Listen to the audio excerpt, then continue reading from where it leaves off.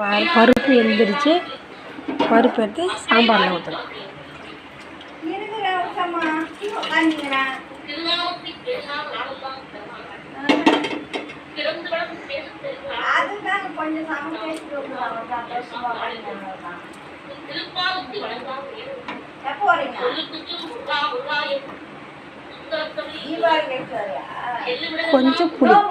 கொஞ்சம் புளி போட்டுக்கலாம்.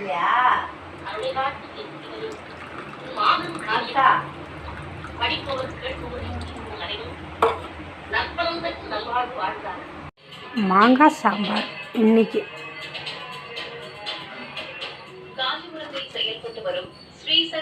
பருப்பு, பூண்டு, மத்திய பிரதேசம் மற்றும் ராஜஸ்தானில் 20க்கும் மேற்பட்ட குழந்தைகள் உயிரிழந்தனர். இருமல் மருந்தில் டைஎத்திலின் கிளைகால் என்ற நச்சு ரசாயனம் இருந்ததால் அதை அருந்தியதுதான் உயிரிழப்புக்கு காரணம் என்றும் கூறப்படுகிறது. இருமல் மருந்தை குறித்த மேலும் சிறப்பு புலனாய்வு காவல்துறை விசாரித்து ரங்கநாதனை மத்திய பிரதேச போலீசார் சென்னையில் கைது செய்தனர். கொஞ்சம் சீரகம்,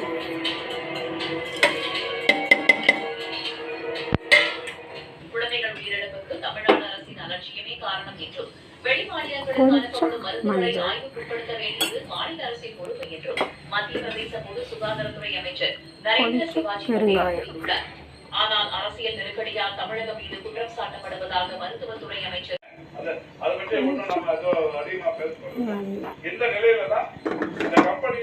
தணிக்கை செய்ய மத்திய அரசு மருந்து கட்டுப்பாட்டு அமைப்பு திட்டமிட்டுள்ளதாக தகவல் வெளியாகும்.